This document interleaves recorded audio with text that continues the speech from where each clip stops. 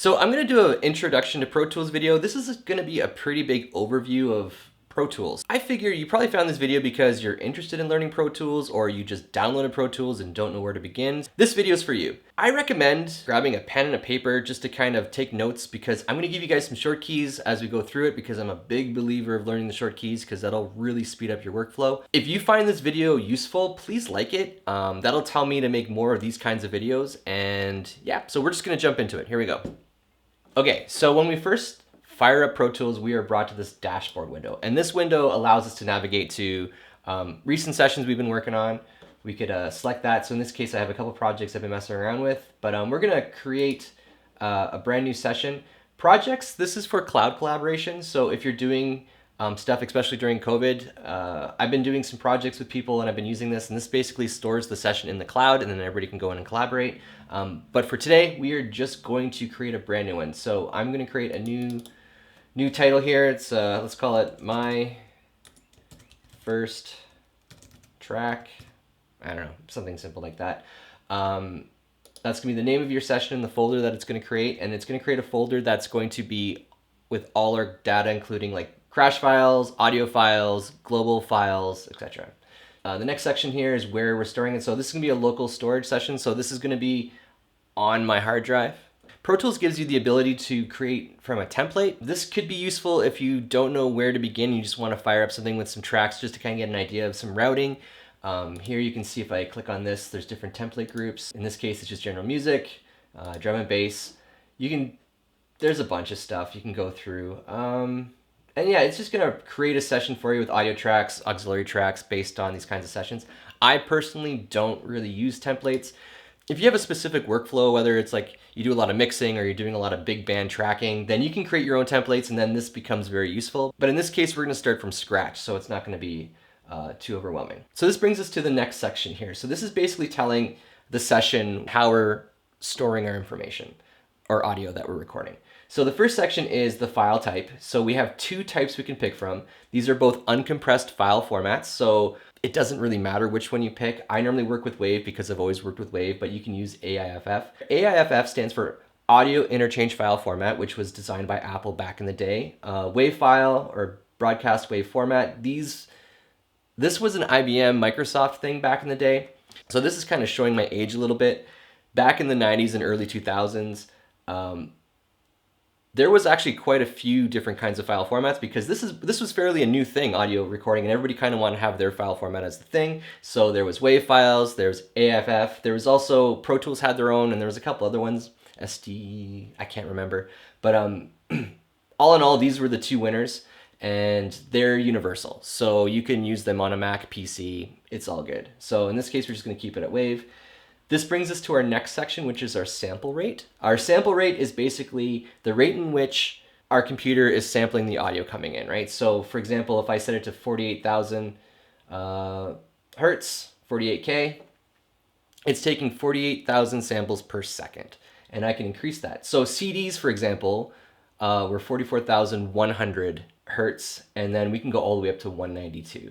So my advice here is you want to record at something that your system is capable of handling. So in other words, if you want to record at 192K, go for it. But there's a lot of data. So you're gonna start to see your computer will start to slow down quite a bit retrieving this information. I tend to work more at 48. That's true HD. I'm not losing anything. These samples are all based off of something called the Nyquist theorem, which basically states that any frequencies that you're sampling, you want to sample twice the rate of the highest frequency, if that makes sense. Okay, just to sum that up, humans can hear 20 hertz to 20,000 hertz roughly. So you take 20,000, which is the highest sample rate, you double it, and that will capture all the audio frequencies that we can hear. And then for some reason they added on extra. So you're not losing anything if you're recording at 44.1, 48. But if you're in a big production, you're using a big facility where you got to change audio and transfer it and move it around, then you might want to move to a higher sample rate just to kind of have that information. Anyways, it brings us on to the next section, which is our bit depth. So this is how many bits we are capturing per sample. So in other words, if we're recording at 48K, that's 48,000 samples per second. If I have it set to 24, I'm getting 24 bits per sample. So that's a lot of information. CDs work at about 16-bit.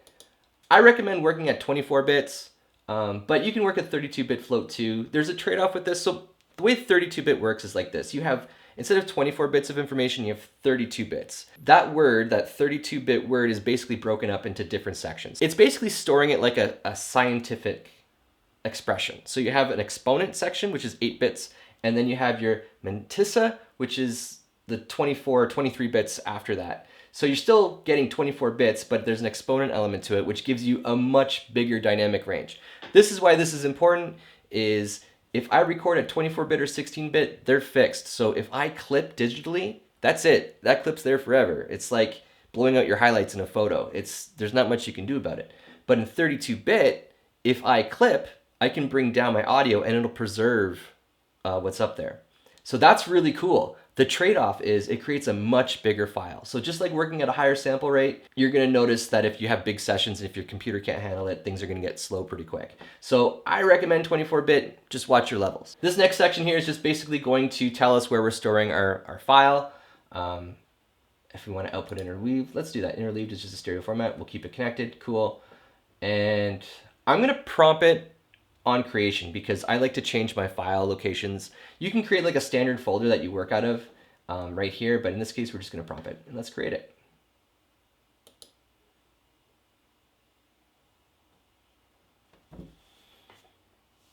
Sweet, so I'm just gonna go to, I'll just do it on my desktop. My first track, save.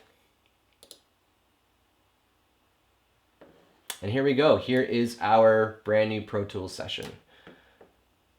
Okay, so the first thing I'm gonna do is create a couple tracks just to kind of give us something to work with a little bit. You can do this a couple ways. The first way you can do is go to track, go new, and it'll give you this window. The other way that I recommend is using the short key, which is gonna be Command-Shift-N. On a PC, I believe that's Alt-Shift-N.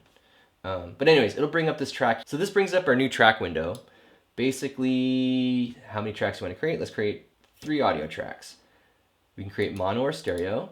So with audio tracks, 99% of the time, I'm doing everything in mono. It's just, even if I have a stereo, like overheads or something, I'm still breaking it off into mono just because it gives me more control individually. And then I might, if I do need to treat them the same, I would create like some kind of bus that I would send them into, and we'll talk about that later. But for now, we're gonna create 3 mono tracks. And then it brings us to our audio track here. So this dropdown will basically tell us what kind of tracks we can make. Recently, Pro Tools introduced folders. It really helps clean things up a little bit and actually helps with routing a little bit. So I'm really glad that they do that. It's actually a very useful tool to have. Then you can select your audio track. This is another type of track. So an audio track is literally a track you record audio to. So when you're doing vocals, guitars, drums, these are the tracks that you're using. Okay. Then you have an auxiliary track.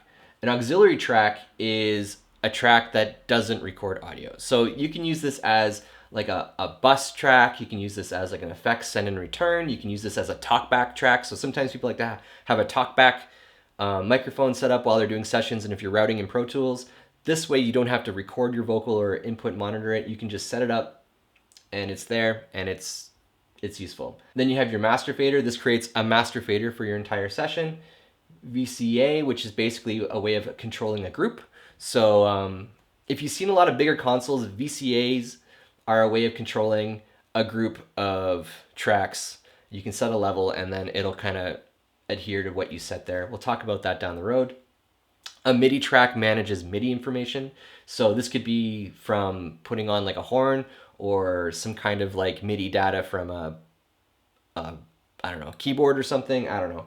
And an instrument track is a MIDI track that you can manipulate as an audio track. So back in the day, Pro Tools didn't have an instrument track. If you wanted to make like a synth sound or a MIDI kick sound or whatever, you'd have to create a MIDI track and then send that to an auxiliary track that had some kind of like instrument on it.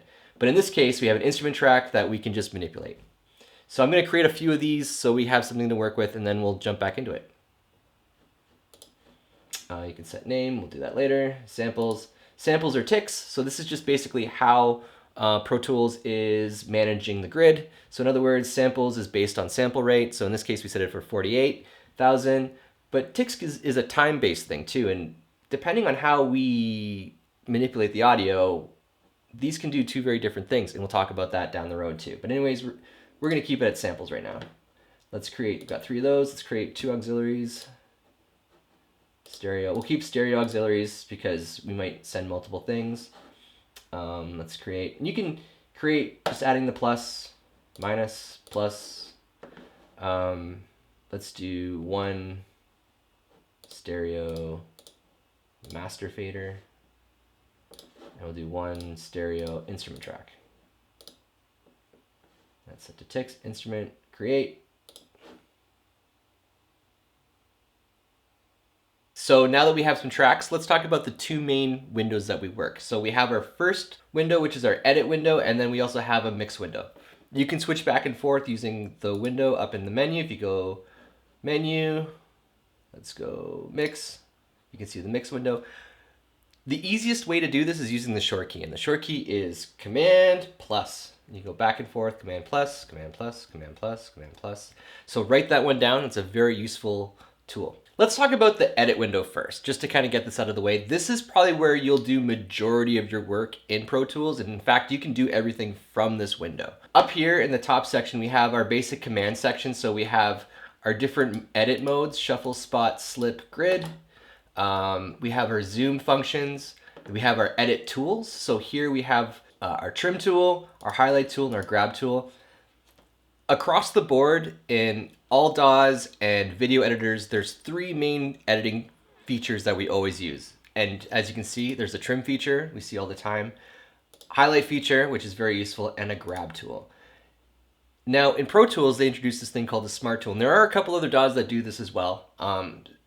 If I click on this top kind of like overhanging umbrella thingy part above the 3 there, it highlights all 3. And this allows me to edit with one hand, which is really great. So if I have an audio track here, I can grab, I can highlight, and if I'm at the end, I can trim, and I can add fades and all that stuff too, and I'll show that in a second when we do our example. We have a scrub tool, we have a draw tool. Up in this section, we have our counter, so we can change this from bars and beats to like seconds, time code, so if you're doing video, grid rules, and then we have our transport, like play, pause, start, stop, rewind, etc. Okay.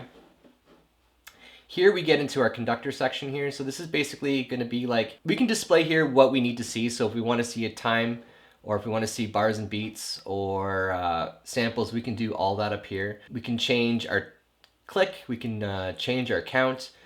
This is really important if you're doing a lot of scoring. If not, it's not a big deal.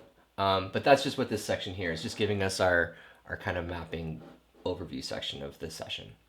Then we get to our audio tracks. You can see here, if I want to name a track, I can just double click it. And I'm just going to call this, we'll just do guitar. You know, I'm a big fan of big descriptive names. I know some people like to keep it simple, but to me, honestly, there's nothing worse than when you have like G1, G2. I like to say like RHY guitar, left RHY guitar, you know, just something that tells me what it's about. So if I have to bring this to somebody else, they know what I'm thinking. You can have your other part. So the next part here, you can see we have our record enable, our input, our track input monitoring right here. You can solo, you can mute, pretty common stuff. This section basically will be our view selector. So if I'm recording, I can see waveform, but I can see other things like I can see automation lines, I can see playlists. So if I record multiple takes, I can see it all under my playlist. I can just have it as a block if I wanted to. I would keep it waveform, and you can see all the other tracks here. I'm going to do a quick overview of the mix window just to give you all that information, and then let's record something so you can see how this works. So Command plus brings us over to the mix window. Here you can see it looks more like a traditional mixer. It's a very top-down kind of setup, kind of like you would see on a mixer. The first section up here is we have our inserts. This is where we add our plugins. So if I want an EQ, I can click on it and go through all my different plugins that I want to use, etc. That's the classic Pro Tools EQ. So the next section here is we have our sends, which is very useful because I can set up, you know, an effect send and return, or a bus for drums or something. I can send things to different things using this route. So, or I can send it to different outputs if I have upward gear I want to route it to. Here I have it set up where it's showing an EQ. It might not show that on yours. That's something you can change down here. If you were to go to this little drop corner thing right here, it can show you what it shows. So if I just want to see no sends, I can deactivate that. I can go down and get rid of my EQ curve, which is probably something more that what you're seeing if you're just starting it off. After the sends, it brings us to our I/O, which is our input output. So this is basically if we're setting up the inputs and the outputs to our channel, right? So let's say I have a guitar plugged into my preamp 1. I can go to interface, click on mic 1. Everything right now is going through my speakers. So that's my outputs. You can change that to whatever too. Yeah. In this case, we're just going to keep it like this. Input 1, if I was to plug in a guitar. This gets into our automation settings, our read and write functions. So like I can have it set to off, read, touch, latch, write. We'll get into this a little bit more. This is very useful if you do a lot of automation and you want to like write in real time or yeah, but in this case, we're just going to keep it off. I'll just set it to read where it was. Cool. You can set up groups in Pro Tools. So let's say, for example, you want to edit drums. You can highlight, you know, your 8 or 12 tracks of drums and create a drum group. And then when you manipulate one of the tracks, it'll manipulate all the tracks. Here, let me show you how to make a group. So if you hold Shift and you click on the names, it'll highlight the tracks. And the short key for grouping is Command or Alt G. And now I can say guitar group, guitar, cool. And now if you look, they all have their own color up here. So it's blue. And if I move one, it moves it all. So it's pretty simple. And if you want to turn off a group, you just open up the side window and click on that there. You can do all that stuff. So there's a lot of cool things you can do with that down the road. Very useful for when you have to manipulate multiple tracks as like one. So drums, for example, is a really good example of using groups. As you move down here, we got our pan. So if I want to pan a track left or right, I have my record enable. I have my input monitoring. So the difference between the two. So back in the day, if I wanted to hear my audio track and play along, I would have to arm it. But as soon as I hit spacebar to jam with the track, it would just be this track. I wouldn't be able to hear it. So they introduced Pro Tools HD, I think it was 8 or 9, input monitoring. I could be wrong, but it's around there they started using input monitoring. So now I can plug in my track, or I can play my track along with the track and not have to record anything, which is very useful. Solo and your mute. So if I just want a solo track, if I just want to mute a track, and then I have my fader for my final output, and that sums up the mix window. Okay, so from here now, let's record something, and I'll show you how we can manipulate it a little bit. Okay, so I plugged in a guitar into my first input. I'm using an Apogee Quartet, and I'm plugging right into input 1.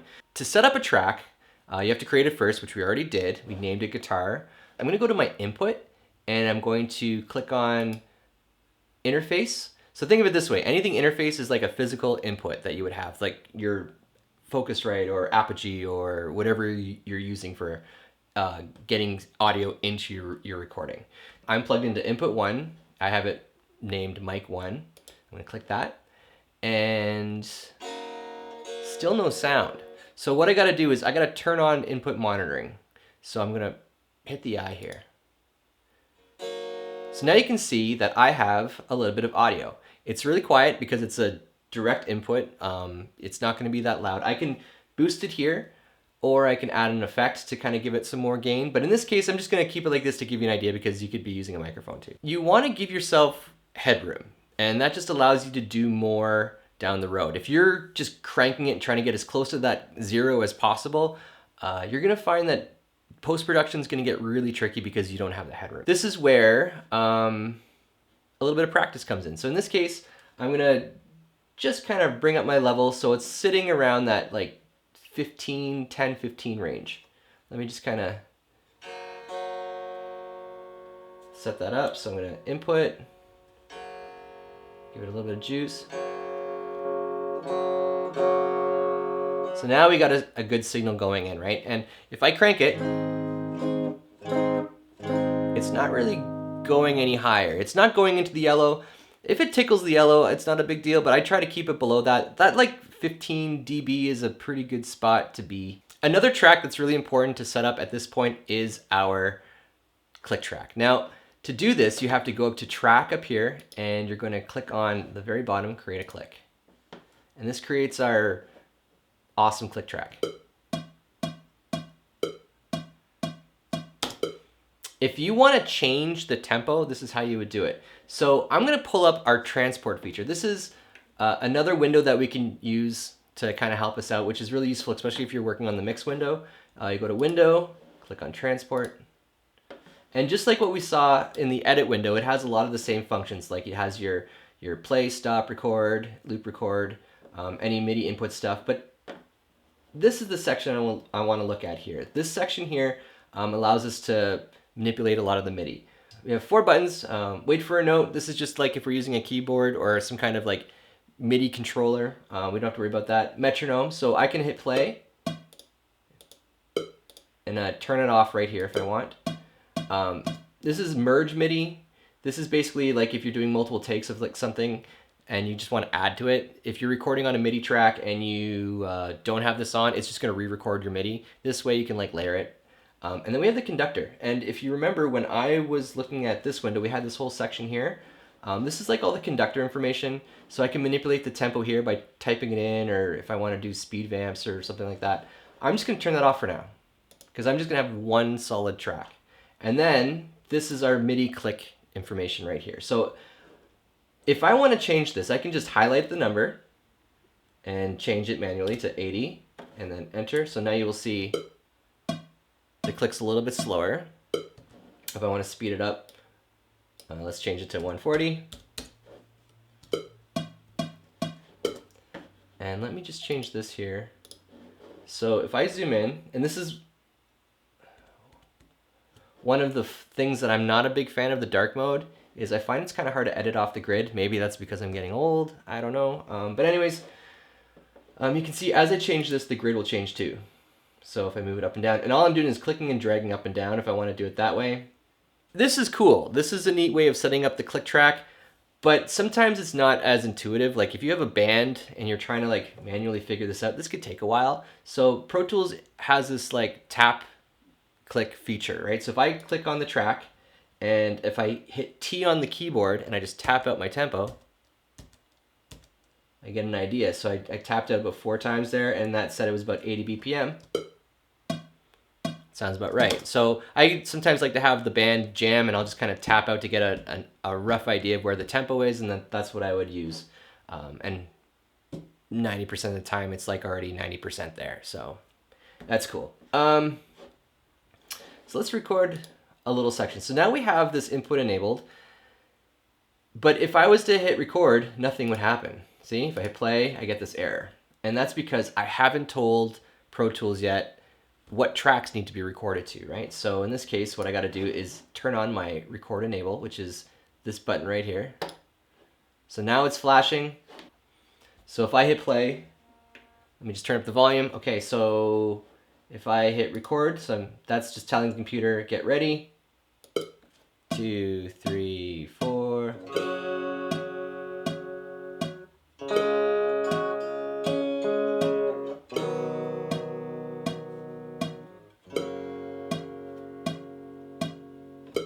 Cool. All right, so we just recorded something. I can do different things, and this is probably getting a little advanced on the road, but you can like go to new and create a new track. So we'll just call it Guitar 1, and let's say I don't remember what I played there, but I'll just record something else quickly. 2, 3, 4.